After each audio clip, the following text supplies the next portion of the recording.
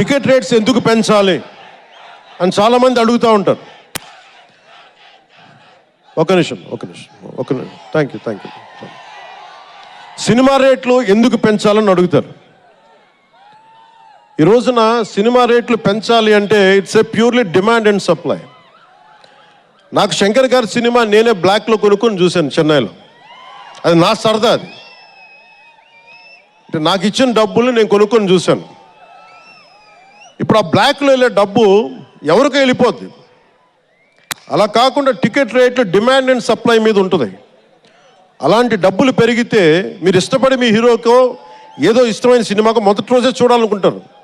That's a demand.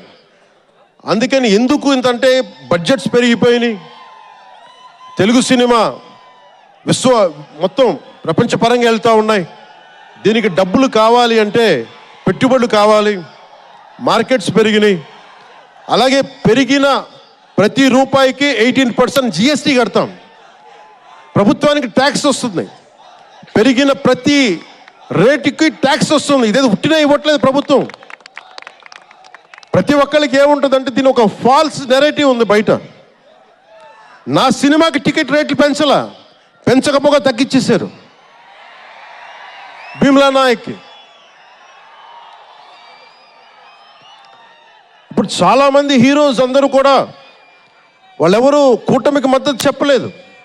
కానీ మేము ఎక్కడ వివక్ష చూపించలా. అందరూ బాగుండాలని కోరుకుంటాం. ఎందుకంటే చిత్ర పరిశ్రమకి మొన్న దిల్ రాజు గారు కూడా చెప్పారు, చిత్ర పరిశ్రమకి రాజకీయ రంగు పులమటానికి మాకు ఇష్టం లేదు. Though I belong to NDA, though I'm head of Janasena party, cinema should be treated as a separate entity.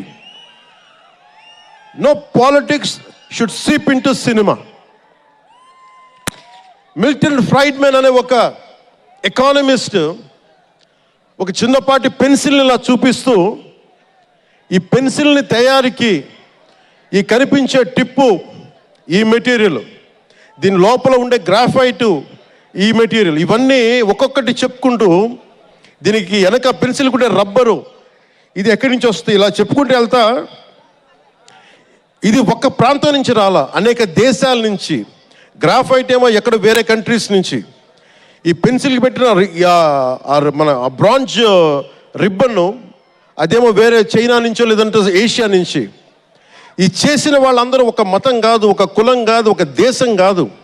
ఒక చిన్నపాటి పెన్సిల్కే ఒక రకరకాల వ్యక్తులు, రకరకాల దేశాలు కలిసి రావాలి.